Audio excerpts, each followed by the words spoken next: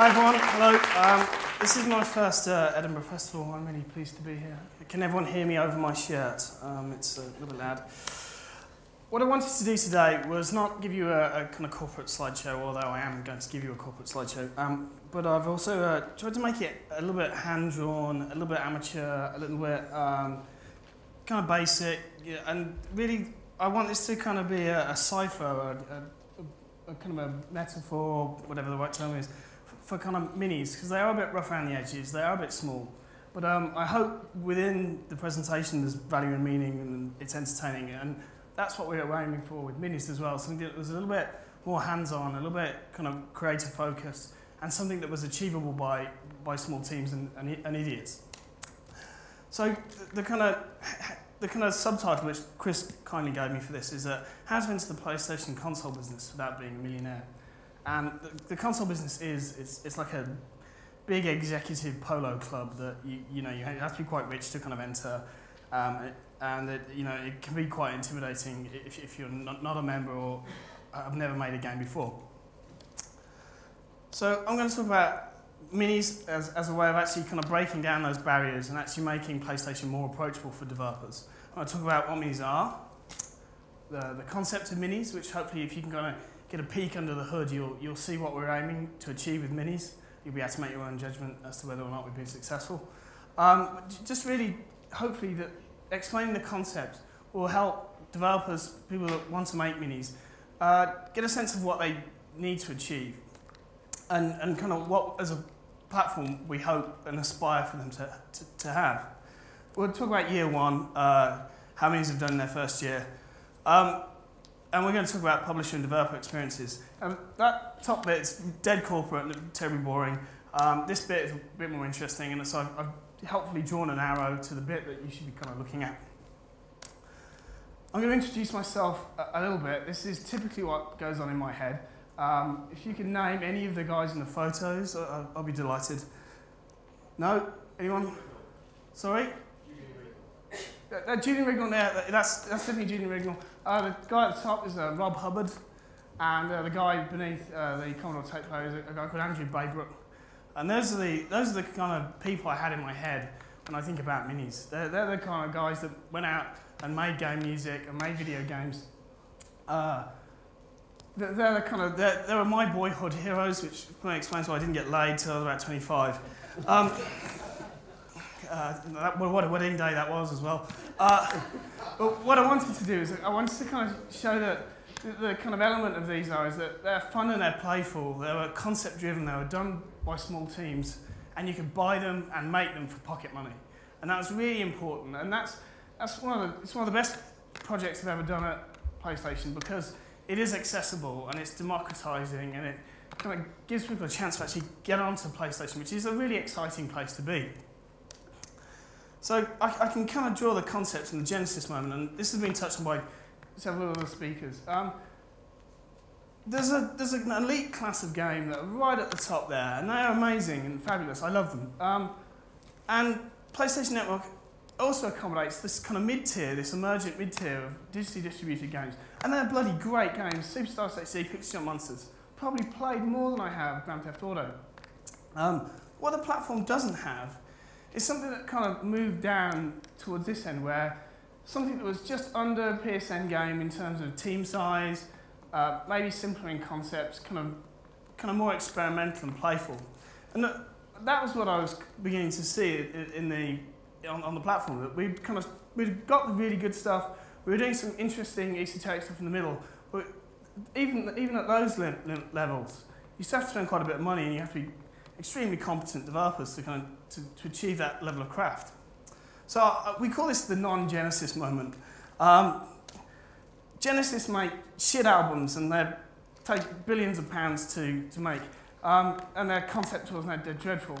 But what we needed was a kind of a punk moment. We needed people to get back, from a PlayStation perspective at least, to kind of get back into their garages, back into their bedrooms, thinking about PlayStation, and kind of saying, yeah, I can achieve that. The Genesis awful studio tour and these awful kind of big light shows, we need people to noodle away and kind of do something a bit more kind of creative and allows them to kind of get their ideas across, but they needed to do it a little bit PlayStation. So this is what we drew up. So before embarking on any kind of new business enterprise, it's always quite useful to actually look at. That's DNA, by the way.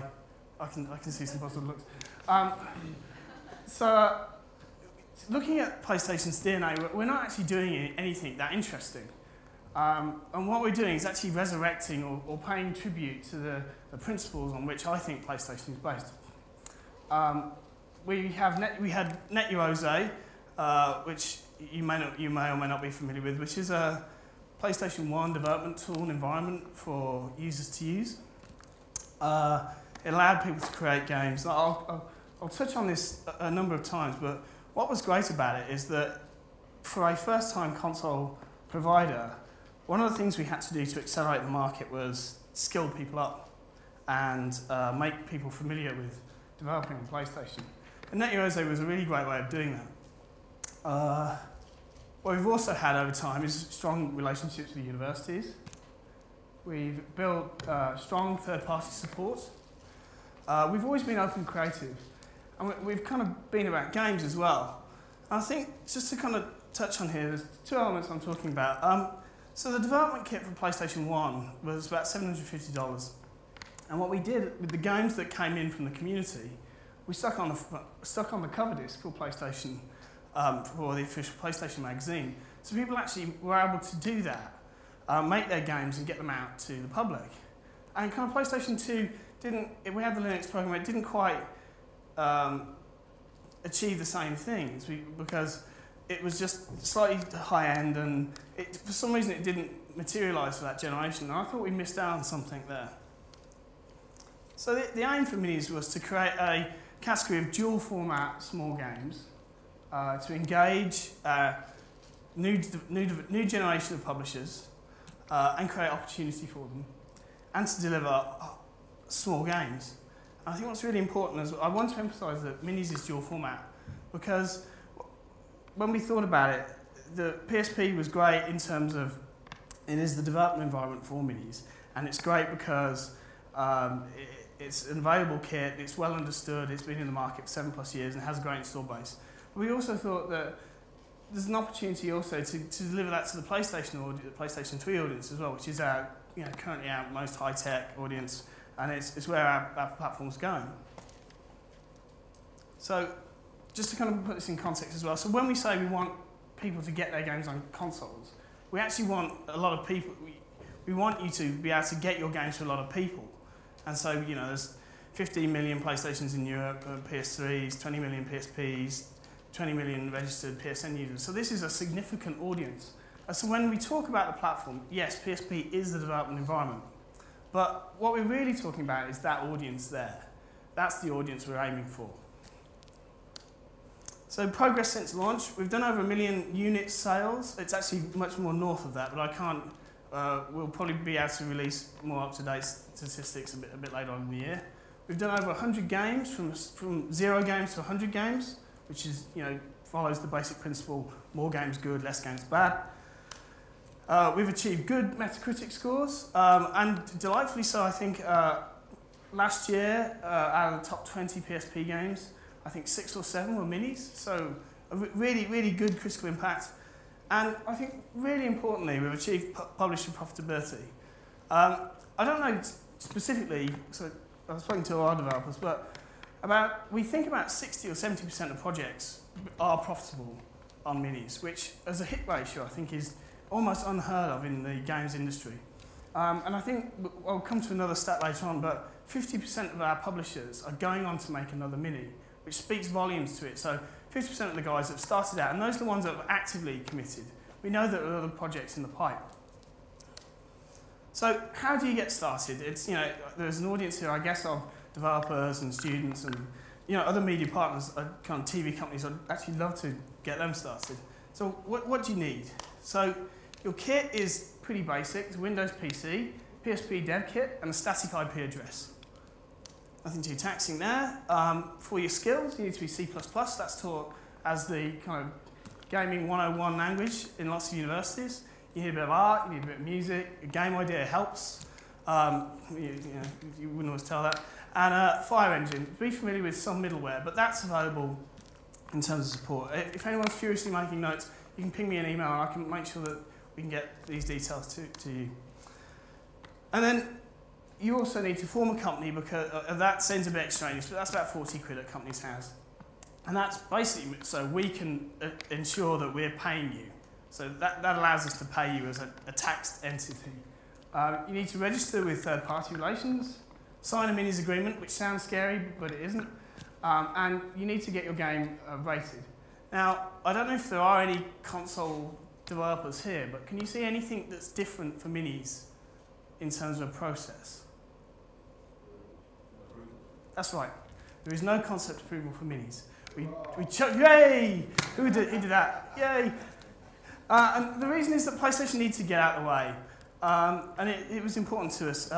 Obviously, with a PEGI license, we can ensure that there's no profanity or anything that's not culturally acceptable. But you can obviously put out an 18-rated minis. But we just wanted to get out of that. It's appropriate as a platform holder to have concept approval for certain products, but the beating heart of minis was PlayStation getting out of the way. And I think that also attests to of the 100+ games we've got on there, only 2 are PlayStation. And that's not because we're not interested in the opportunity, we don't like making mini games. It was just that this is a channel for third parties. It's a channel for developers. It's PlayStation getting out of the way. And so your startup costs are about €2,000. We take out your time, and however it means to kind of however long it takes to program or who you hire. But from going from 0 to game in market, that's about two grand. I can make some of that go away. I can loan you a PSP dev kit. Can't do it for all developers, but if you've got a smart idea, I'm certainly open to being proposed to in more than one way. So I can make a lot of that cost go away. And I think that stands up in terms of, I know there are other platforms out there in terms of getting kit, but I think at €2,000, it's not the highest barrier you ever face to market entry, particularly to get to 50 million plus PSN users. And I'll state it again and again and again, publishers are the stars of this. And looking at this, what we've done is that we always want to talk to new developers. So 77% of these developers were kind of new to PlayStation, and the others were old friends that we're familiar with and we love working with. But I think even more importantly, that 32% of them had no console experience. Bugger all. Java, phones, laptops, PC, Flash, all experience was applicable to this. You'll figure out geography wasn't my strong suit. We've got around 40 publishers. 50% are doing more than one title. I like this graphic. It reminds me of war games. I really like the cluster of the development hub of Japan, North America, and Australia. I haven't come up with a good fusion name. Juralia, North Juralia. I don't know. So the North Juralian hub is a hive of developer activity. That's just to emphasise that 50% are doing more than one title. And so that's what the platform is. That's the publishers we've got. So I'm now going to move on to the more interesting thing is in terms of top tips from minis publishers. What it is, I sent out an email a couple of weeks ago saying I'm doing this talk. I'm terribly boring and ramble a bit and won't have anything terribly interesting to say, but you guys will. So first of all, university asked a load of principally technical guys because they're small studios. And the first thing they came with was marketing. Marketing is the most important issue for them. So I think the first thing to look at, and I'll show you Bernie's game a bit later on, so I'm also going to use this shamelessly as a platform to pimp really great games. This was something I saw at GDC 2 years ago. It won an award. It's got an amazing 8-bit soundtrack, the way it did when I saw it, and it still has. And it's great. So I'm going to pimp his game first, but I'll also share his experience with you.